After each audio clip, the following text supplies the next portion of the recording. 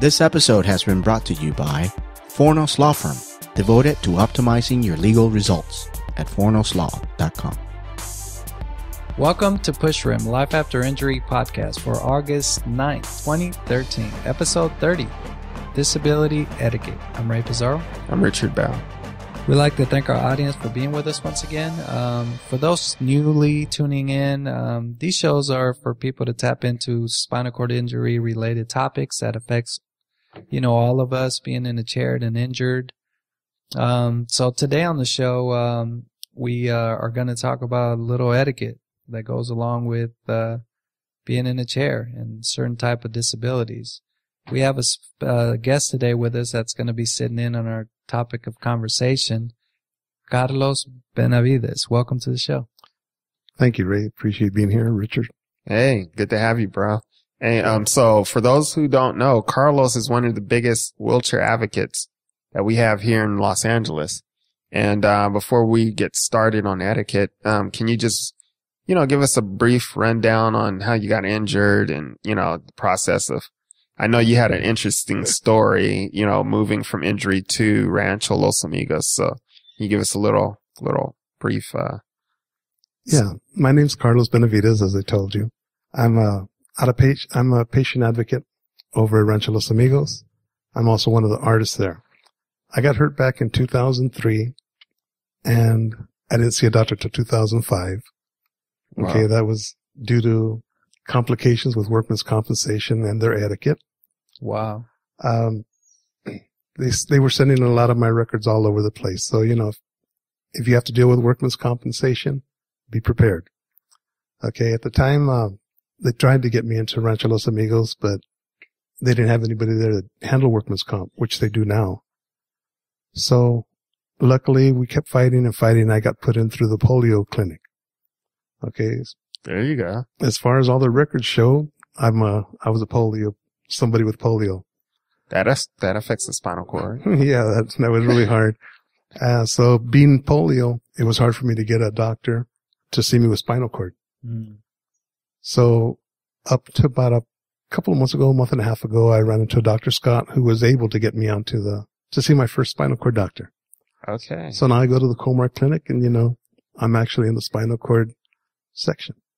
Cool. Well, welcome aboard. Yeah, thank you. Yeah, I had a hard time getting in there too. Well, I mean, not a hard time. It's just they wanted, of course, the insurance company thought it would be cheaper to put me in a convalescent home. But, thankfully, I have a really feisty wife and made it over to Rancho too. So, but Rancho, for those who don't know, is one of the premier spinal cord injury rehabilitation places.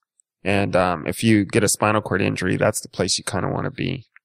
So yeah, there's a few out-of-state places that are really great also, but like I said, you want to get the most out of your rehab and a well-rounded rehab hospital with a lot of great, resources, support groups, recreation opportunities. I mean, that's a spot. And we're just happy to be there. I know I work next to Carlos there also as a No Barriers volunteer as a peer mentor there. So, I mean, they just have a lot of great opportunities for people to get prepared, right? So when they leave home, they have at least something to go home with that they learned while they were in rehab. Right. Absolutely.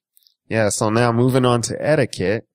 Yeah, the basics. Let's throw some basics around. There's quite a few out there that gets under our skin a little bit, as we did our pet beef show before, but these are more that I guess able-bodied people should really keep in mind when they deal with people with certain disabilities. And one of them that I looked up was, and that makes sense, is asking for help. Or asking, if you need help. Right. That's how I should word it. 'Cause a lot of people want to take the liberty to help you across the street. And that's kind of dangerous depending on your injury and how well your balance is. Am I correct? That's true. 'Cause some people, as me, it happened to me. I'm rolling down the street. Yeah, I'm not the most graceful pusher when it comes to crossing the street, but here comes a good Samaritan behind you. Boom, gives you a nice jolt in the back and you almost flop out of your chair. And I don't think that's cool. It's scary. Has that happened to you guys? Yeah, all the time. But, it gets the heart racing a little bit. But, yeah, no, it happens. And, us with, higher level, like, Ray and I are like C6 or 5-6. That's where our injury is on our core, which makes us a little jellyfish-like. We don't have any real tonal support in our trunk to keep us up. So, any little jolt or push, could throw us from one side to the other or even throw us out of the chair. Right. So, which myself, I'm a C2 to a T1. Oh, okay. So you also have balance issues too. I have balance issues, and also on account of the length of time it took me to get to a physician, I have a lot of neurological damage. Oh, that's not cool. Yeah, it's not. That's pretty. That's no bueno. It's really not, because most of the time we want to be as independent as possible when we're out in the community. So we make sure we always trying to give a good effort to be able to accomplish things by ourselves. Like, I don't know, go to the store, buy things, get in and out. And when we ask for help, we will, but at the same time, we have to know how to respond to people when they ask us if we need help. Right. My best response is, oh, no, I'm okay. I got it, but I appreciate you asking, Right. And you plant a good seed on them that at least they ask, instead of going there and helping themselves to your grocery bags or pushing you or avoiding you totally. Exactly. Yeah. Yeah. We were talking before how, when we go grocery shopping, there's something, way up on the shelf, and, you'll see the person spot us and they'll turn around and go the other way, because I don't know what they think. They think they might catch our spinal cord injury. Yeah, or like Ray said earlier, that we might be asking them for money. Which really, all we are doing is just waiting there. You know what I mean? But they look at you sometimes like, yeah, there's something wrong with you, or hey, and there's not. We're just asking for help. Right. So then they end up avoiding the whole aisle. Oh yeah, they'll go to the next aisle, yeah. and then you wait for them to come around the back, and then smile at them, say, "Hey, can you help me?" I don't know. Do Yeah. you think it just makes people feel uncomfortable being around a person in the chair? Yeah, I think, people Lack of knowledge? Yeah, people are usually uncomfortable with, stuff they're not familiar with. Yeah, So if they don't have somebody in their family or have a friend who's suffered an injury, they don't know how to respond. So. Yeah, and then you get those weird, awkward comments they make sometimes, right? Because they don't know about anything, so they're like, Right. no racing. Yeah. Yeah. Or Slow down. Yeah, Yeah. no speeding in the store. You're going to get a ticket. So, and we're like, oh, we're so over that already. You know what I mean? Yeah. But we got to just look and smile and go about our business, because it's just the way people are, right, at times. Yeah. So for all of you able-bodied people out there, please don't police us in the store. Please just stop. Actually, I'd prefer more if you talked to me just like as if I were able-bodied, just like you. Right. I think one of my pet peeves about the etiquette is when you're talking to somebody and they're actually talking to somebody behind you and not at you directly. Right. And they won't look at you. That eye-to-eye contact, right? Eye contact. That's a big thing, as far as I'm concerned, because you know what? It shows we have respect. We're on the same level. Yeah. Or you make a reservation for a restaurant, and, when you roll up, your name is on the reservation, but they won't look at you. They'll, go to whoever you're at dinner with. And it's like, dude, I'm right here. Yeah, I brought my date. You know what I mean? Yeah. I'm paying. Yeah. I'm tipping also. Keep that in mind.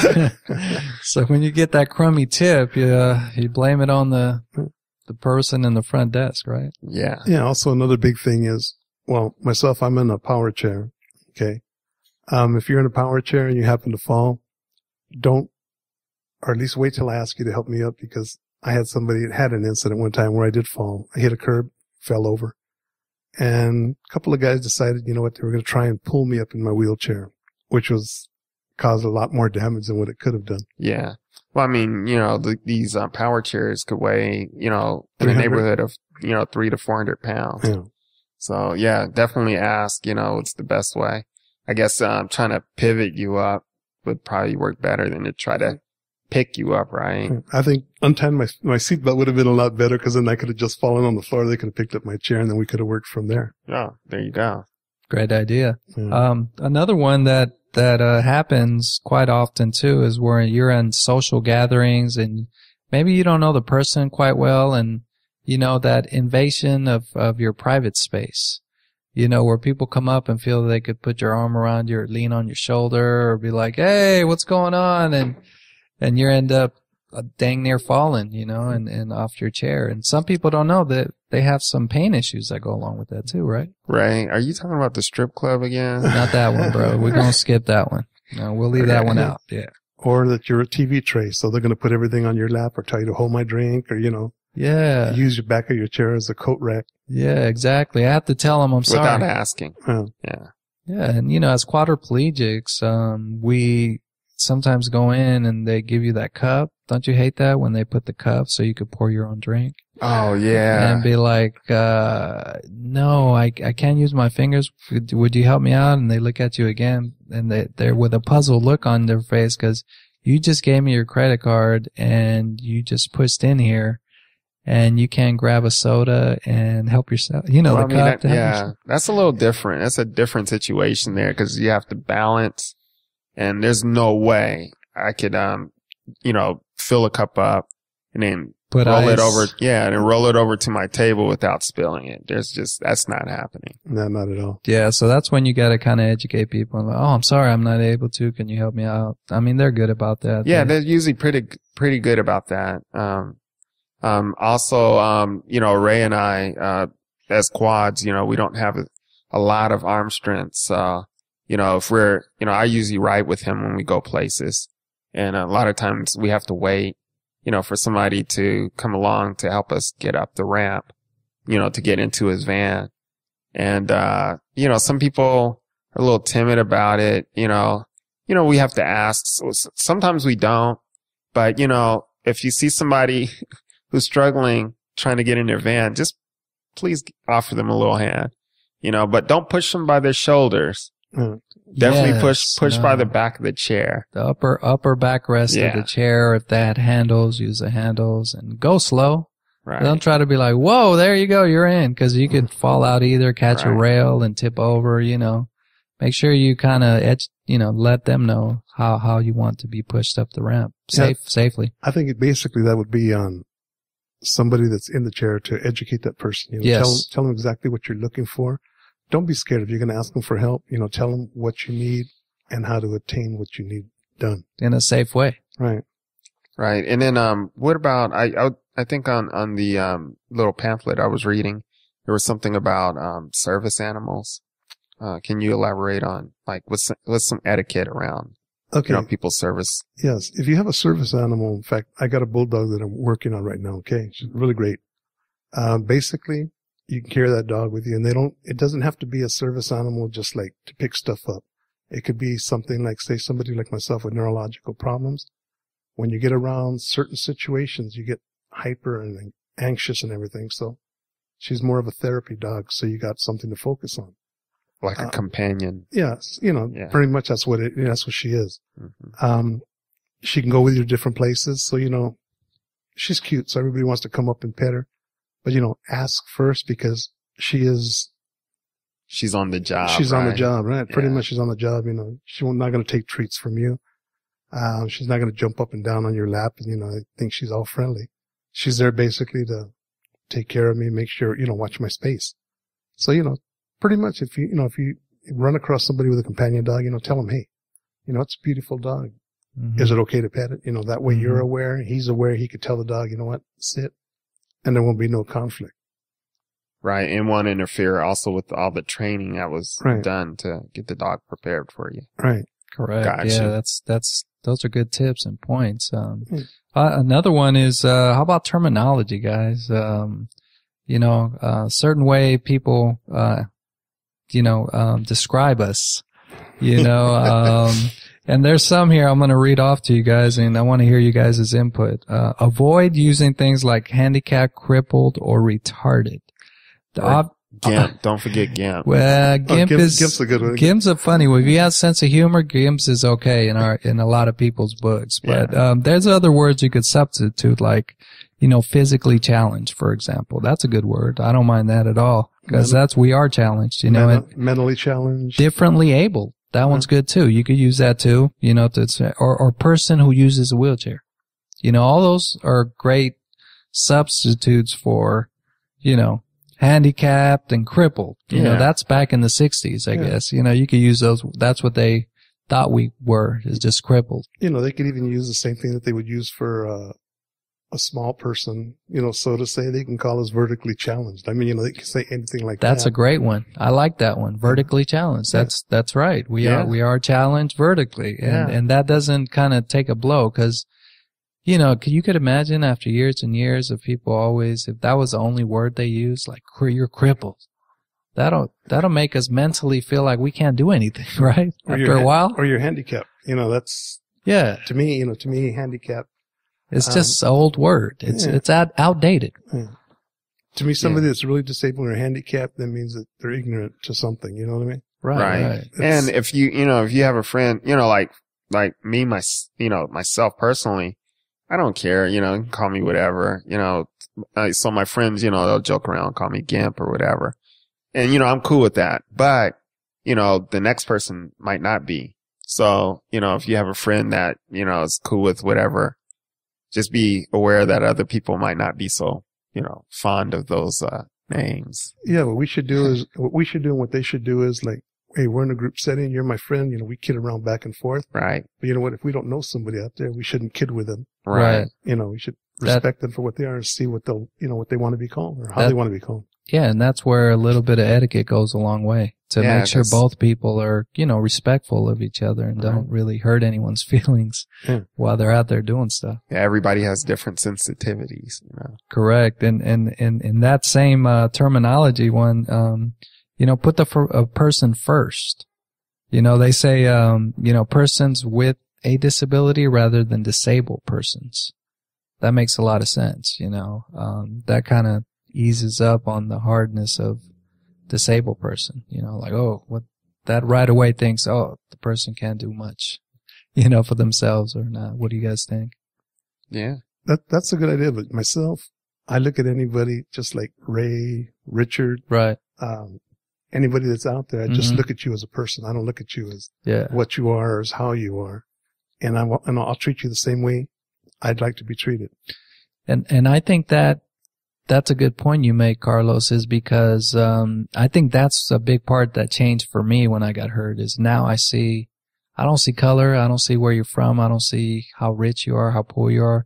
We're all kind of on the same playing field because we're all challenged in different ways, and more so physically. So now everything, it changed me for becoming a better man and not so, judgmental, one-sided, because I think I was judgmental and one-sided because we weren't educated and we really didn't live the life, right? Yeah. But see, the good thing is we can look at things two ways where they can only look at things one way.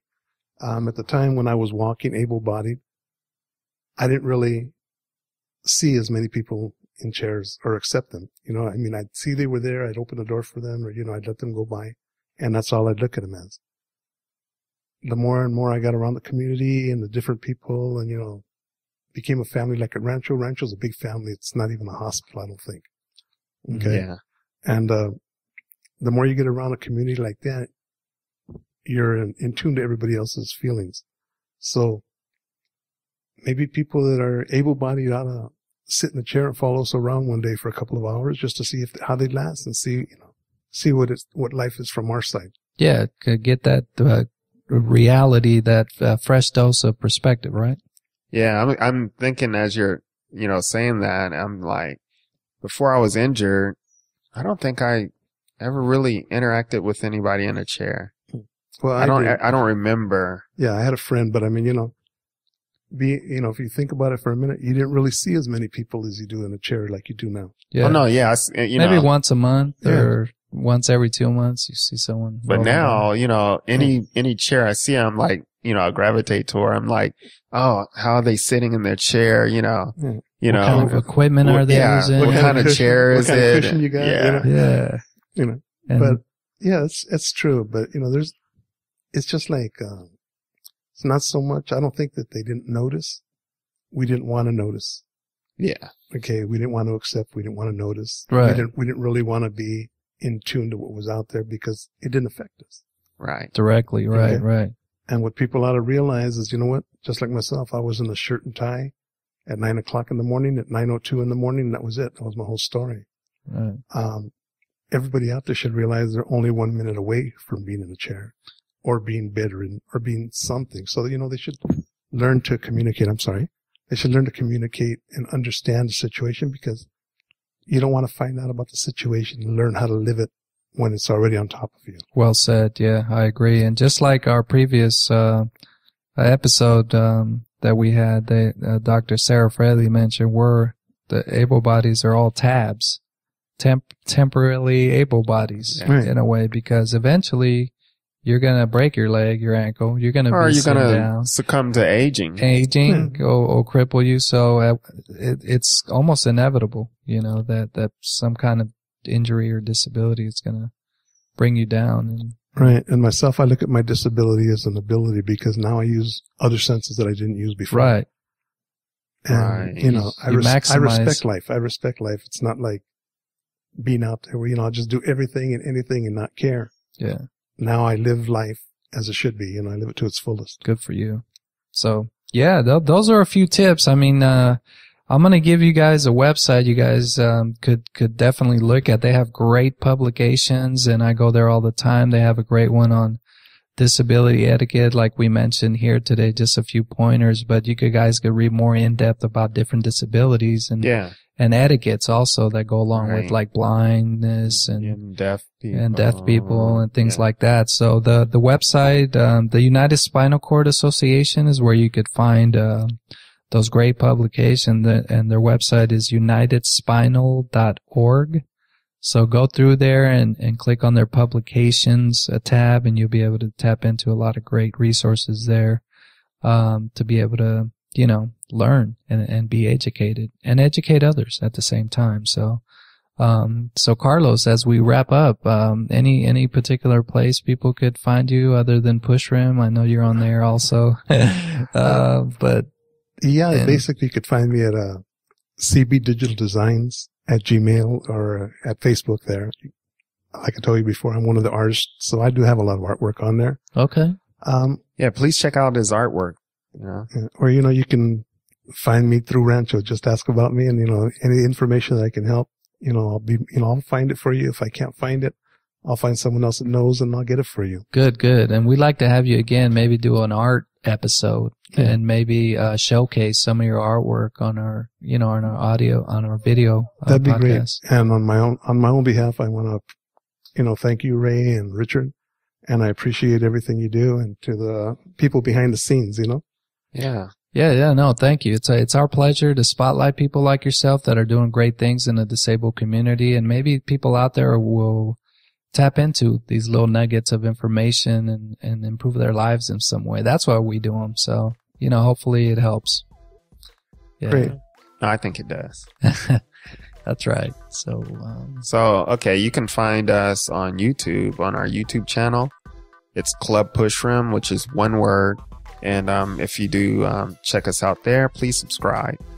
And and also you could find us on our website, which is pushrim.com, a social network community for family, friends, and people affected by spinal cord injuries. Also iTunes, Google Plus. I mean, just type in Pushrim, and you should find us. And if you want to get in contact with us directly, please email us at info@pushrim.com with any questions, show topics, or even things we forgot to mention on the show, and then we could reply and you know, have that better interaction with you all. And just, you know, keep on pushing on. And we want to thank Carlos once again for being with us, and you'll see him more again on future episodes. He has a lot of great things to share with all of you. Absolutely. Yeah. So with that, we leave you guys. Please enjoy your summer, and you know, have a great rest of your months ahead, and we'll catch up with you later. Remember, there's always life after injury. Yes. Thank you, everyone. Good night. Thank you. Peace out. Bye.